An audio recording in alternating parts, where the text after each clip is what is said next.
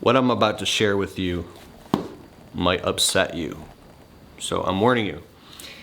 But nonetheless, I want to share it with you. This has been gestating in my brain for a while now. Here we are. You're not going to want to miss this. Okay, so I'm on the phone, and I'm going to be very transparent here, almost to the point where it makes it feel uncomfortable, because I want to share with you the truth and enter a conversation that might be already going on in your head about your business.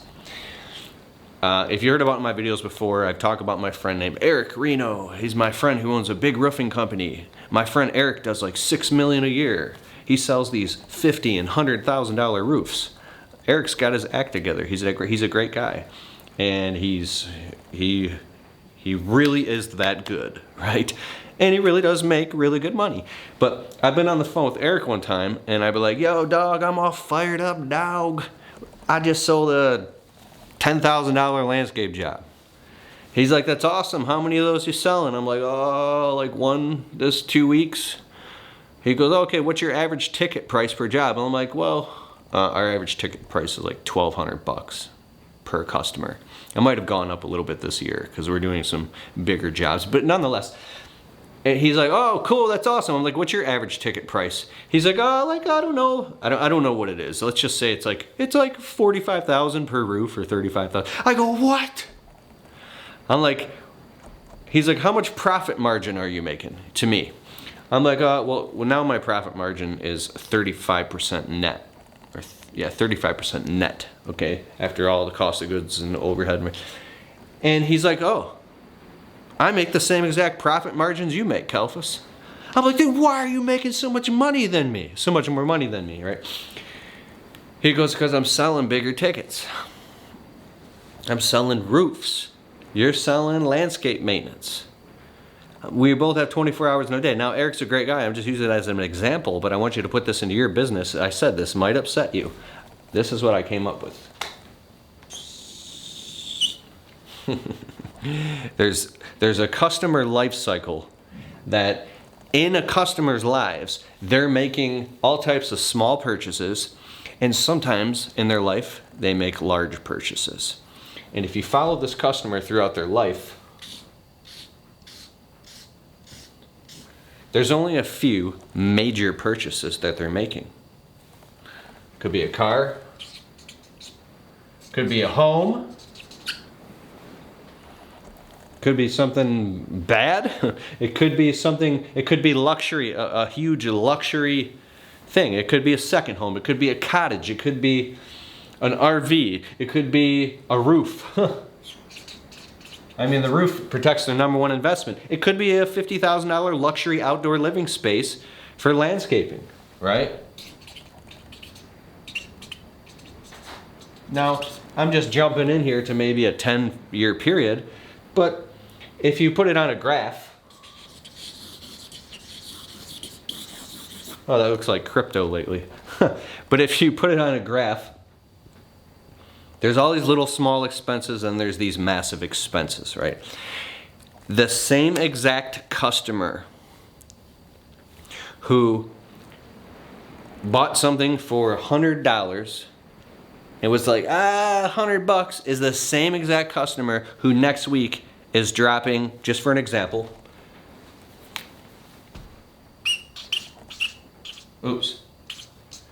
$3,500 to get their roof washed, or everything power washed around their house, and get some maintenance thing done. They're the same customer that spends $500 a month on a cleaning lady. They're the same customer that spends 50 grand on a roof, 50,000 on some landscaping, maybe $750 a month or $1,500 a month on their Range Rover. I don't know what they're spending money on, but then they have all these little small expenses as well. What I'm getting at here is, what point in the customer life cycle are you entering the conversation? Are you the lawn care guy who's charging them $40 a cut?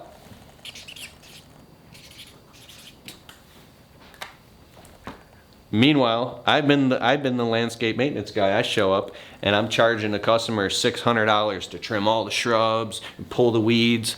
Maybe I got them up to like $1,500 because we're going to install some mulch and we're going to kick out the edges in the garden beds. I'm like, yeah, I got $1,500. Why is it that I come back to that same exact customer? Literally, I drive past their house next week. We're going through the neighborhood, and I see that they're getting their entire driveway busted up and brand new concrete put in, or I see a brand new BMW in the driveway, or they're having a birthday party, or they've left for Hawaii for 3 weeks and they're dropping like 20 grand to go to Hawaii. I don't know. So I would get upset about these things. I'd be on the phone with Eric again. I'd be like, but why? Why? And then I started doing the math. I don't know how long it takes him, for an example. He goes and does a quote for a customer. It could take him 45 minutes to do a quote, and he sold a $50,000 roof.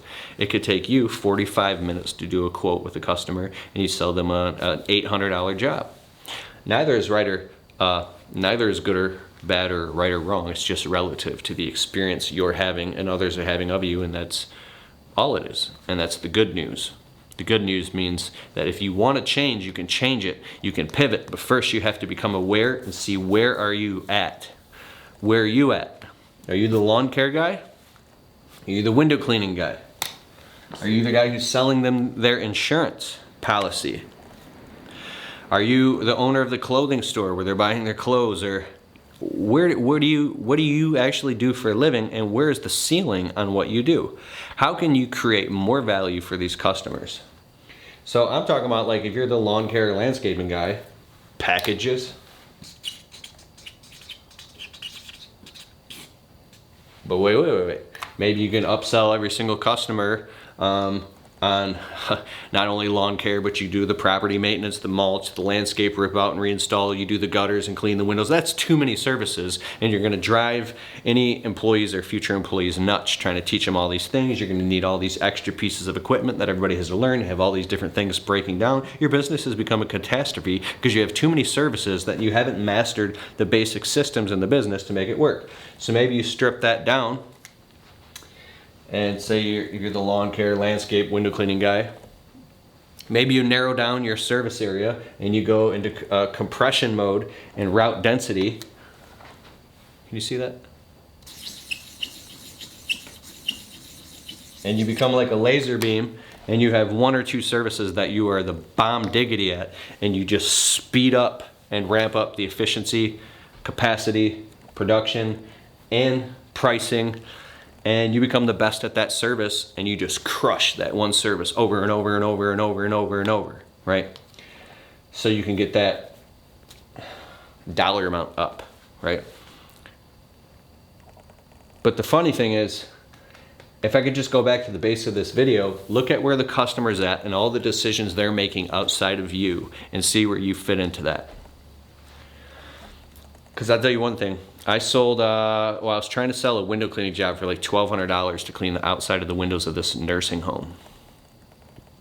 And they said no, the price was too expensive. So I went down to $1,100. No, too expensive. I went down to $1,000. I think I started at 15 or something. I came all the way down to 1,000, and they were like, no, it's too expensive. Our board isn't willing to pay. It's just too expensive. I'm like, what? How are you going to clean the outside of the windows of this whole entire nursing home? They're like, I don't know, but we found somebody else who was going to do it for like $800. I was so angry for like 3 months that I could not believe some other dummy window cleaner was going to clean the whole outside of this nursing home for $800. That's not even enough money to take their business to the next level. That's enough money for the owner operator and maybe one other guy to go and work all day and just make ends meet. I was pissed. But here's what really got me to see this. It was a great lesson. A year later, I'm on the phone with my buddy Eric, and this ain't my fault. It's not his fault. This has just happened to be. He's like, bro, we just did this nursing home. I'm not talking about any details. I'm not saying the name of his business or the nursing home's business or anything. So I'm cool, right? Because I respect people. I'm just trying to have a learning conversation. This nursing home spent $100,000, $200,000, $300,000. It was something insane. It was like $250,000 they spent to get the roof done. It was probably an insurance deal, and they didn't have to pay for it. That's all I'm guessing. I don't know. I was like, what?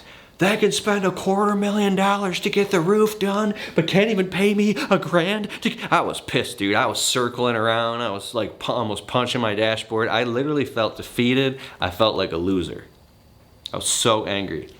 Then the next year comes around and the nursing home calls me back.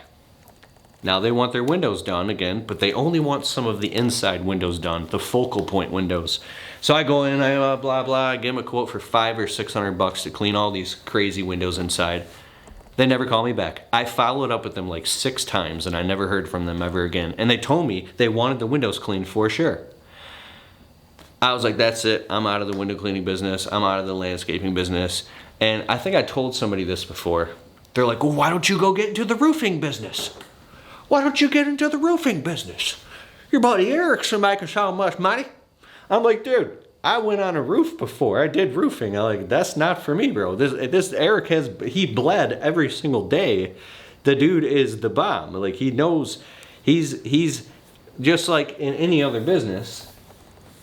I told you I'd be really transparent in this. Like any other business, there's people that rise to the top and become the best in their city at what they do. So I think I got an advice sometime a few years ago from a client who was a multi-millionaire. And I was sick of my landscaping business way back. This was a while ago because I didn't know how to make it work. Basically, I was working my tail off and not making enough profit. I didn't know my worth. I'm like, I want to get into a different business, bro. I was cool with this client. He's like, we were in his Ferrari. He took me for a ride in his Ferrari. He's like, you do not leave and go into another business. I'm like, why? He's like, do you realize that the people in these other businesses are experts who've been doing this for 10, 15, 20 years? They've got the market locked down. They're gonna slaughter you. Do you realize how much shit you would have to eat for how many years? They would crush you before you would finally learn to make. It would take you 10 years. I'm like, oh my God, you're probably right, bro. When you started, like the tricks of the trade, the industry trade secrets, that only somebody who's been doing that for a long enough time knows.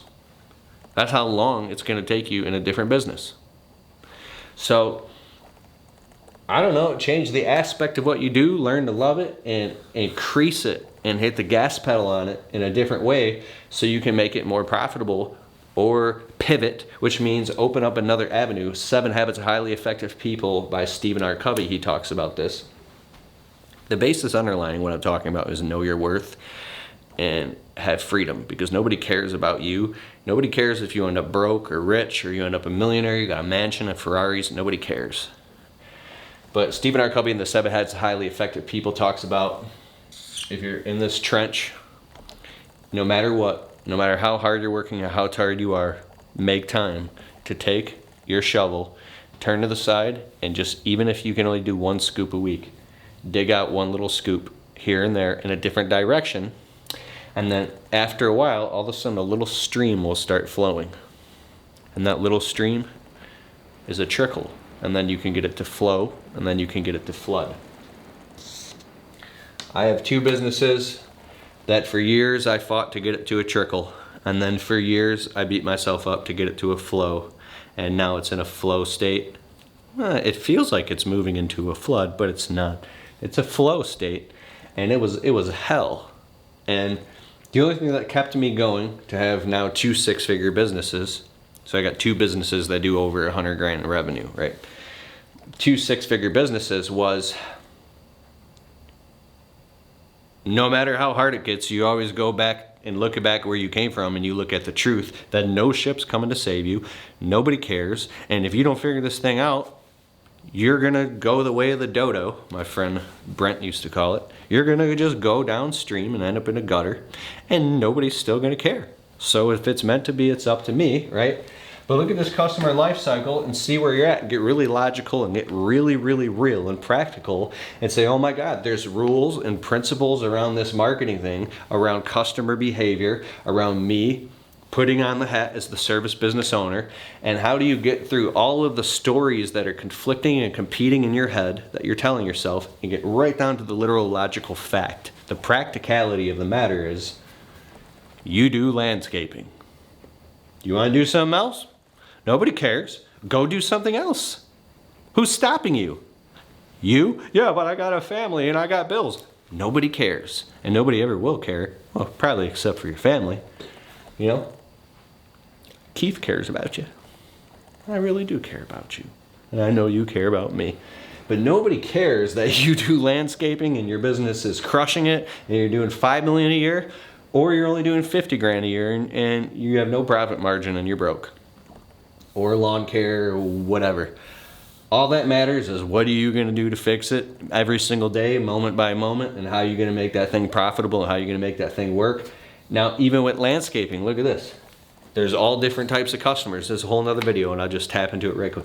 A whole bunch of different types of potential customers and customers that are freezing cold and warm. I'll put a link in the description below of the customer cold, warm, hot kind of buying cycle, and it'll explain everything I'm about to talk about here. But you want to enter conversations with customers that are warm and ready to buy now. They already know that they have a problem. Your marketing and your advertising reflects that. As soon as they see your website, your marketing, your business cards, your door hangs, your flyers, your social media posts, it's very simple. They want to pick up the phone and they want to get on the schedule. They want to quote, they want to book, they're ready to buy. Any customers that are tire kickers, they're not sure what they want to suck up all your time, doesn't mean that they're bad. It just means that they're just not ready. So you just plant seeds with all those people, water a little bit and get the hell out of there and go work with customers who want to spend money with you now.